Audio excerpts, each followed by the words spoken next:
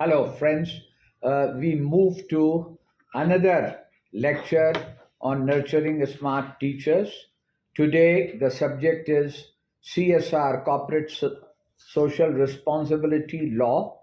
For this, we have as a resource person and expert Mr. A.C. Chaturvedi. He holds a law degree from Delhi University. He worked full career with the NTPC, where he rose to be an executive director. And after his retirement, about 7 years back, he is actively involved assisting NTPC with the corporate social responsibility aspects. Now, I'm happy to welcome you here, Avinashji. Tell us, what is CSR and why is it gaining importance in today's world? You see, CSR is essentially a business practice that involves participating in initiatives that benefit society. You see, I consider CSR akin to the Hindu philosophy of debts. You see, as per the concept of Hinduism, the moment you are born, you become indebted to many people. You get indebted to the god, what's called as Devrin. You get indebted to your parents, called as Pitrin. And you get indebted to the society, which will nurture you over a period of time till the time you die. So these rin, these debts have to be paid back by you during the currency of your life.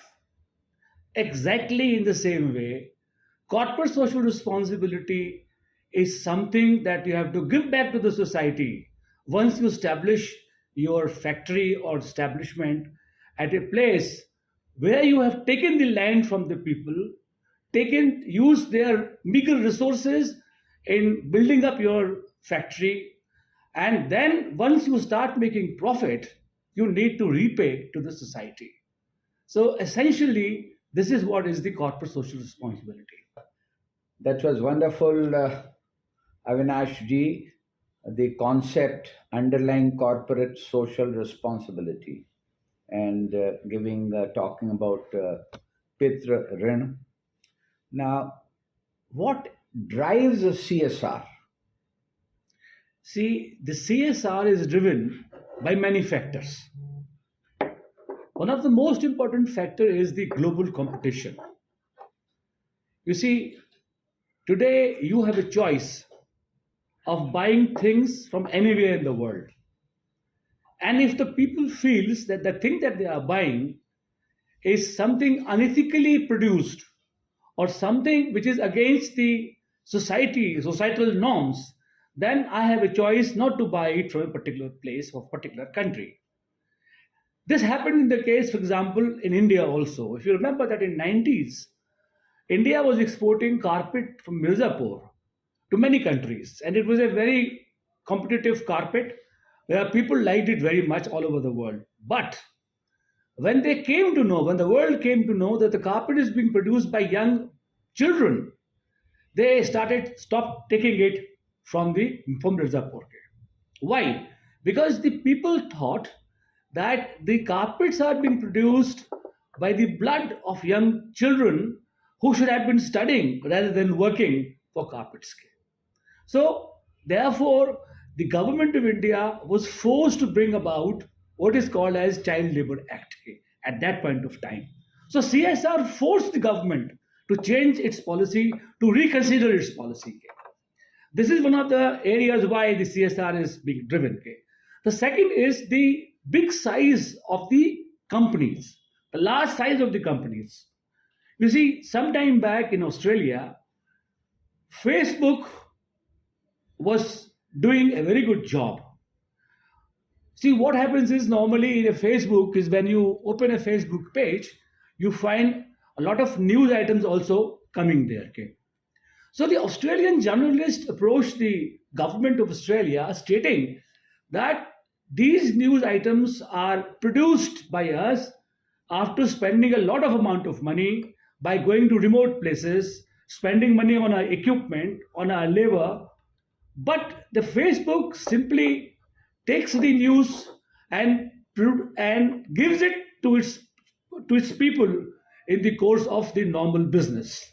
They wanted some kind of a compensation from the Facebook. The Facebook stated that they are not prepared to give any compensation because the size of the company is huge. So if it is not operating in Australia, it doesn't matter for them.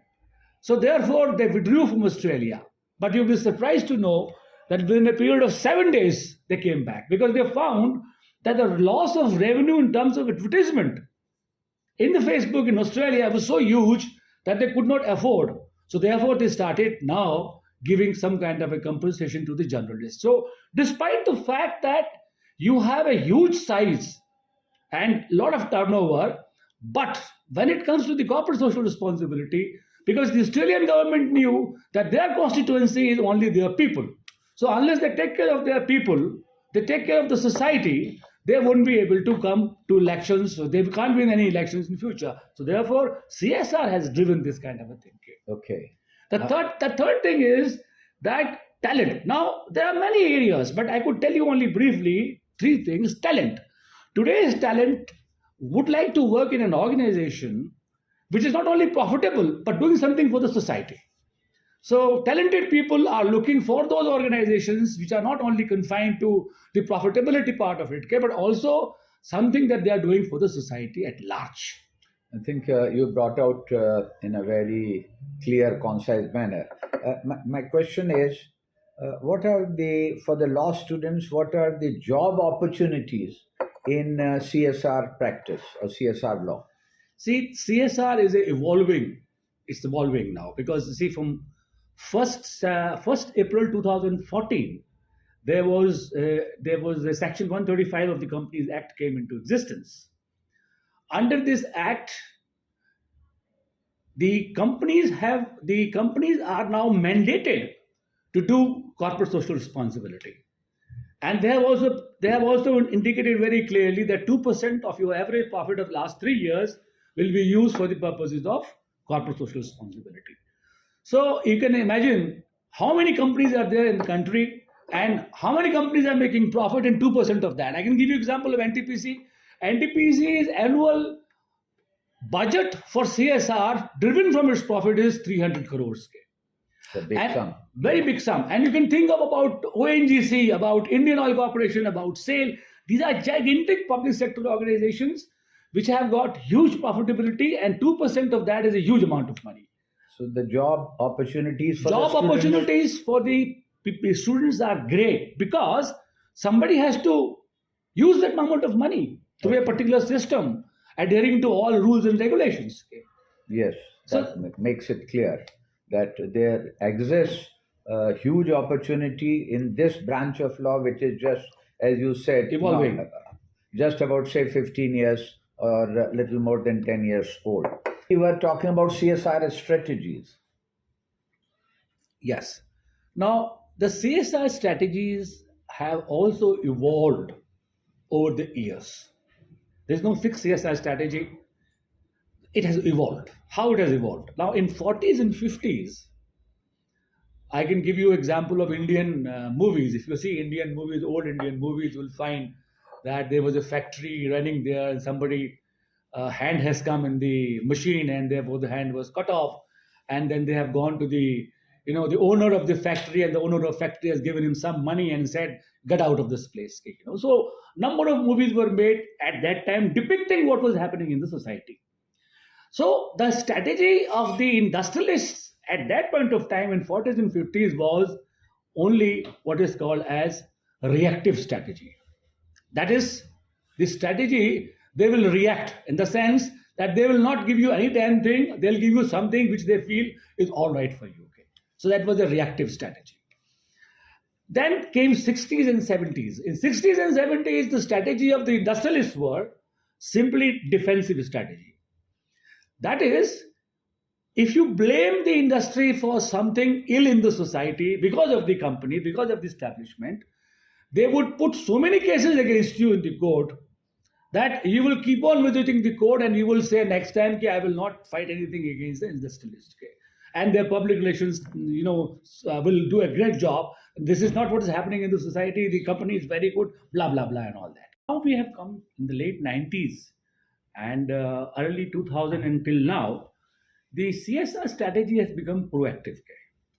Okay. That is, before the society starts talking against the organization because of their policies towards society, the organization is already taking preemptive steps so that they don't land into this kind of a difficulty. This is also as a result of the Section 135 of the Companies Act, where penalties have been now provided. So as a result of this, today's strategy for CSR is proactive.